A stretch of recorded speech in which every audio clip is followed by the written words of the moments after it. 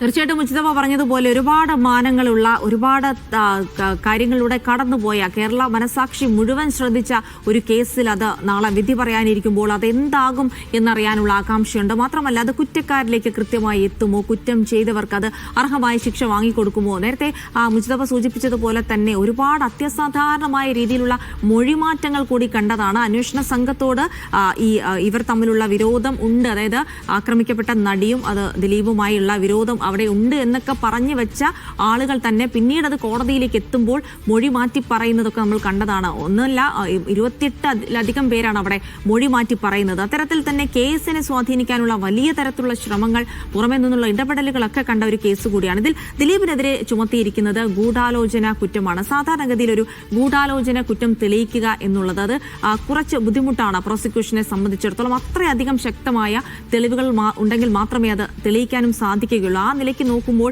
ഈ ഒരു കുറ്റം തെളിയിക്കാൻ അല്ലെങ്കിൽ എത്രത്തോളം ശക്തമായ തെളിവുകൾ പ്രോസിക്യൂഷൻ നൽകിയിട്ടുണ്ട് എന്നുള്ളത് കൂടി ഈ കേസിലേക്ക് എത്തുമ്പോൾ, ദിലീപിന്റെ ഒരുപക്ഷെ ശിക്ഷാവിധിയിലേക്ക് എത്തുമ്പോൾ നിർണായകമാകും.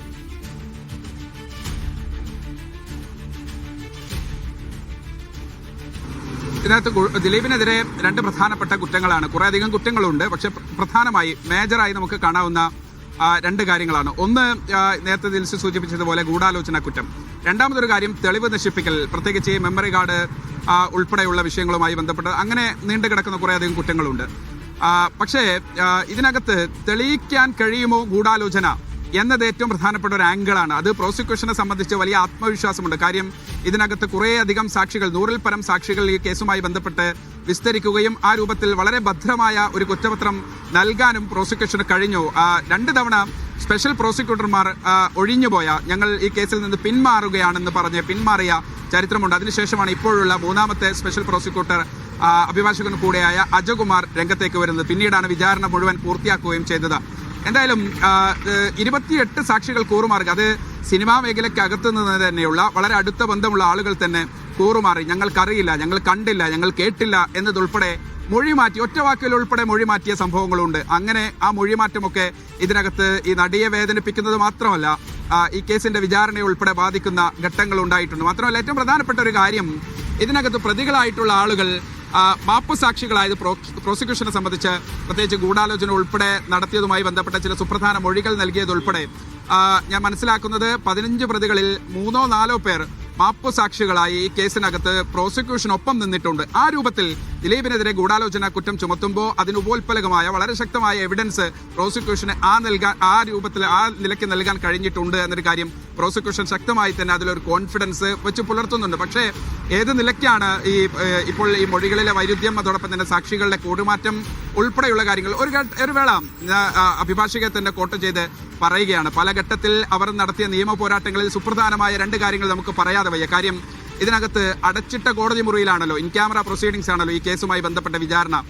ആ അടച്ചിട്ട കോടതി മുറിയിൽ നിന്ന് കേസ് മാറ്റി തുറന്ന കോടതിയിൽ, ഓപ്പൺ കോർട്ടിൽ കേസ് കേൾക്കണം, ആളുകൾ അറിയട്ടെ, ഇത് എത്ര കണ്ട് സുതാര്യമാണെന്ന് ആളുകൾ അറിയട്ടെ, അതിനകത്ത് നടക്കുന്നത് എന്താണെന്ന് അറിയട്ടെ എന്നുള്ള ജുഡീഷ്യറിയെ പോലും അതിനകത്ത് ചില പ്രശ്നങ്ങളുണ്ട്, താല്പര്യങ്ങളുണ്ട് എന്നുവരെ ഉറക്കെ വിളിച്ചു പറയാൻ നടിയും അഭിഭാഷകയും ഒക്കെ ധൈര്യം കാണിച്ച ഒരു കേസ് കൂടിയാണ്. ഞാൻ ആ രൂപത്തിലുള്ള അവരുടെ വിമർശനമാണ് പറയുന്നത്, കോട്ട് ചെയ്യുകയാണ്. ഒപ്പം തന്നെ മറ്റൊരു ഘട്ടത്തിൽ ഈ ജഡ്ജിയെ തന്നെ മാറ്റണം എന്നുള്ള രൂപത്തിൽ ഹൈക്കോടതിയെ സമീപിക്കുകയൊക്കെ ചെയ്ത വളരെ വളരെ ആ രൂപത്തിൽ കുറെ കൂടി ക്രൂഷ്യലായ മാനങ്ങളുള്ള ഒരു കേസ് കൂടിയാണ്. എന്തായാലും ജുഡീഷ്യറി പൂർണ്ണമായും നമുക്ക് കണ്ണുകെട്ടിയ നീതിദേവത എന്നൊക്കെ പറയുന്നത് പോലെ ആ രൂപത്തിലുള്ള ഒരു വിധി ഉണ്ടാകുമെന്നൊരു കാര്യത്തിൽ സംശയമില്ല. പ്രോസിക്യൂഷനും ആ നിലയ്ക്ക് വളരെ ശക്തമായ തെളിവുകൾ നൽകിയിട്ടുണ്ടെന്നുള്ള ആത്മവിശ്വാസത്തിൽ കൂടിയാണ് ജിൽസി. പിന്നീട് മുജിതബ കേസിന്റെ ഒരു ഘട്ടത്തിലെത്തി നിൽക്കുമ്പോഴാണ് ബാലചന്ദ്രകുമാറിന്റെ വെളിപ്പെടുത്തൽ ഉണ്ടാകുന്നത്. സ്വാഭാവികമായിട്ടും അതുമായി ബന്ധപ്പെട്ട് ഒരുപക്ഷെ ഒരുപാടധികം നിർണായകമായ ഫോൺ റെക്കോർഡുകൾ അടക്കമുള്ള തെളിവുകൾ ബാലചന്ദ്രകുമാറിന് നൽകാൻ ഇതിൽ സാധിച്ചു എന്നുള്ളതാണ്. ഒരുപക്ഷെ കേസ് അതിന്റെ വിചാരണ ഘട്ടത്തിലൊക്കെ അതൊരു ശക്തമായ തെളിവായി മാറുകയും ചെയ്തിരുന്നു. ബാലചന്ദ്രകുമാറിന്റെ ഇടപെടലും അദ്ദേഹത്തിന്റെ തെളിവ് നൽകലും ഒക്കെ എത്രത്തോളം ഈ കേസിനെ നിർണായകമായി സ്വാധീനിച്ച ഒരു ഘട്ടം കൂടിയായിരുന്നത്. കുറെക്കൂടി വലിയ ഗൗരവത്തിലേക്ക്, പ്രത്യേകിച്ച് അന്വേഷണ ഉദ്യോഗസ്ഥനെ വധിക്കാൻ ഗൂഢാലോചന നടത്തിയെന്നത് ഉൾപ്പെടെയുള്ള മൊഴികളാണ് ബാലചന്ദ്രകുമാർ അന്ന് മാധ്യമങ്ങളോടും അതോടൊപ്പം തന്നെ അന്വേഷണ ഉദ്യോഗസ്ഥർക്കും മുന്നിൽ വെളിപ്പെടുത്തിയത്. ഒരുപക്ഷെ ആദ്യഘട്ടത്തിൽ കുറ്റപത്രം നൽകിയപ്പോൾ അതിനകത്ത് ദിലീപ് ഉണ്ടായിരുന്നില്ല, ചിത്രത്തിലേ ഉണ്ടായിരുന്നില്ല. മാത്രമല്ല അതുകൊണ്ടാണ് താരസംഘടന ഉൾപ്പെടെ ചേർത്ത് പിടിക്കുന്ന ഒരു ഘട്ടമൊക്കെ ഉണ്ടായത്. പിന്നീട് 2017 ജൂലൈ 10 ദിലീപ് അറസ്റ്റിലാകുന്നു. അന്ന് 14 മണിക്കൂർ ആലുവ പോലീസ് ക്ലബ്ബിൽ ദിലീപും സുഹൃത്തുമൊക്കെ ചോദ്യം ചെയ്യലിന് വിധേയമായതിനു ശേഷമാണ് നിഷേധിക്കാനാവാത്ത സാഹചര്യ തെളിവുകളുടെയും മറ്റു പല അന്വേഷണ ഉദ്യോഗസ്ഥർ കണ്ടെത്തിയ തെളിവുകളുടെയും ഒക്കെ അടിസ്ഥാനത്തിൽ ദിലീപ് അറസ്റ്റ് ചെയ്യപ്പെടുന്നത്. അതിനുശേഷം പിന്നീട് സിനിമാ മേഖലയിൽ അല്ലെങ്കിൽ സാമൂഹ്യ മേഖലയിൽ രാഷ്ട്രീയ മേഖലയിലൊക്കെ ചേരിതിരിഞ്ഞ് ദിലീപിനെ അനുകൂലിക്കുന്നവരും ഒരേ സമയം കുറ്റവാളിക്കൊപ്പവും അതിജീവിതയ്ക്കൊപ്പവും എന്നുള്ള നിലയിലേക്ക് വരെ കാര്യങ്ങൾ മാറി. അതിനും ശേഷം കുറെ കൂടി കഴിഞ്ഞ് മൂന്നാമതൊരു കുറ്റപത്രം സമർപ്പിക്കുന്നു. ഞാൻ മനസ്സിലാക്കുന്നത് 2021 21 മനസ്സിലാക്കുന്നത്. ആ ഘട്ടത്തിലാണ് ബാലചന്ദ്രകുമാറിന്റെ വളരെ നിർണായകമായ അതുവരെ കേട്ടുകേൾവിയില്ലാത്ത കുറെ കൂടി ഇതിനകത്ത് ബലം നൽകുന്ന രൂപത്തിൽ അന്ന് ബാലചന്ദ്രകുമാർ വെളിപ്പെടുത്തിയ, പ്രത്യേകിച്ച് വീട്ടിൽ വെച്ച് ചില ഫോൺ കോളുകൾ കണ്ടു, ചില ചർച്ചകൾ കണ്ടു.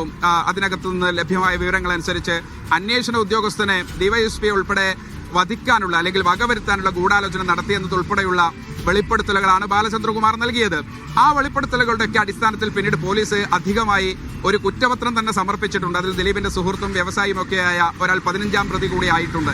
സ്വാഭാവികമായും ജിൽസി ചോദിച്ചതുപോലെ അതിനിർണായകമാണ് ബാലചന്ദ്രകുമാർ. അദ്ദേഹം പിന്നീട് വലിയ ശാരീരിക അസ്വസ്ഥതകളും രോഗങ്ങളും ഒക്കെ കണ്ട് മരണപ്പെടുകയും ചെയ്തു. പക്ഷേ അതിനു മുമ്പ് തന്നെ അന്വേഷണ ഉദ്യോഗസ്ഥർ അദ്ദേഹത്തിന്റെ രഹസ്യമൊഴി അതോടൊപ്പം തന്നെ നടപടിക്രമങ്ങളൊക്കെ പൂർത്തിയാക്കി ഒരു അധിക കുറ്റപത്രം തന്നെ കോടതിയിൽ നൽകുകയും ചെയ്തു. അതുകൂടി ഈ കേസിനെ പ്രോസിക്യൂഷനെ സംബന്ധിച്ച് വലിയ മുതൽക്കൂട്ടാണ്, അല്ലെങ്കിൽ വലിയ ആത്മവിശ്വാസം നൽകുന്ന മറ്റൊരു പ്രതീക്ഷിക്കാതിരിക്കുന്ന ഒരു സമയത്താണ് ഇങ്ങനെ ഒരു വെളിപ്പെടുത്തലുമായി ബാലചന്ദ്രകുമാർ രംഗത്ത് വരുന്നത്. അദ്ദേഹം പറഞ്ഞ കുറെ കാര്യങ്ങൾ, അതിനകത്ത് നേരത്തെ അന്വേഷണ ഉദ്യോഗസ്ഥർക്ക് എത്തിപ്പെടാൻ കഴിയാത്ത കുറെ അധികം തെളിവുകൾ, അതൊരു മൊഴി പോലെ, ഒരു സാക്ഷിമൊഴി പോലെ അല്ലെങ്കിൽ ഒരു വിറ്റ്നസ് പോലെ ഈ കേസിന്റെ പേജുകൾക്കുള്ളിലേക്ക് അല്ലെങ്കിൽ ഈ കുറ്റപത്രത്തിനകത്തേക്ക് ഇടം പിടിച്ചു എന്നത് അന്വേഷണ ഉദ്യോഗസ്ഥരെ സംബന്ധിച്ച് അല്ലെങ്കിൽ പ്രോസിക്യൂഷനെ സംബന്ധിച്ച് സ്റ്റേറ്റിനെ സംബന്ധിച്ച് വലിയ നിർണായകമാണ്. അതുകൂടി ഇതിനകത്ത് വലിയ സ്വാധീനം ചെലുത്തിയിട്ടുണ്ടെന്ന് പറയാതെ വയ്യ. യെസ് മുൻഷിദ്, അങ്ങനെ 2017 നടന്ന ഒരു കുറ്റകൃത്യത്തിലാണ് ഇപ്പോൾ വിധി വരാനിരിക്കുന്നത്. അതിനിടയിൽ അതിജീവിത കടന്നുപോയ മാനസിക സംഘർഷങ്ങൾ ഒരുപക്ഷെ വിവരണാതീതമായിരിക്കും. അവർക്ക് നീതി ലഭിക്കുമോ? കുറ്റാരോപിതരെന്ന് വിരൽ ചൂണ്ടിയവർക്ക് കൃത്യമായി ശിക്ഷ ലഭിക്കുമോ? അവർക്കെതിരെയുള്ള തെളിവുകൾ കൃത്യമായി കണ്ടെത്താൻ പോലീസിനും പ്രോസിക്യൂഷനും കഴിഞ്ഞിട്ടുണ്ടോ? തുടങ്ങിയ ഒരുപാട് ചോദ്യങ്ങൾക്കുള്ള ഉത്തരം കൂടിയാണ് നാളെ കേരള സമൂഹം ഒന്നടങ്കം കാത്തിരിക്കുന്നത്.